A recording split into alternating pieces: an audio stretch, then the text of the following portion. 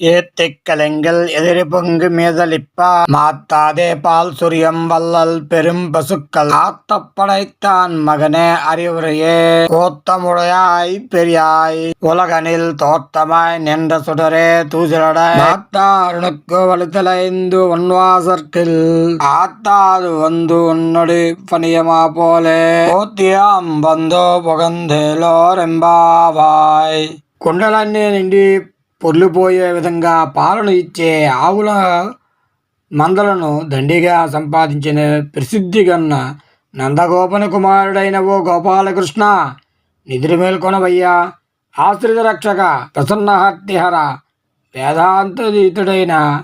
ఉన్నతుడు దివ్య తేజోరాశి నిద్ర మేల్కొన సుమా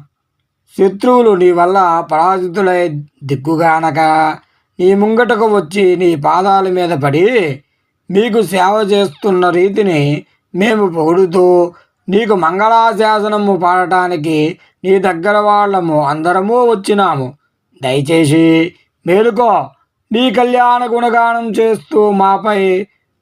నిండు దయతో మా నోమును సిద్ధపరచగా కోరుకుంటున్నాం అని గోదాదేవి నీలా గోదా బృందముతో కలిసి కృష్ణుణ్ణి మేల్కొల్పుచూ ఉన్నది.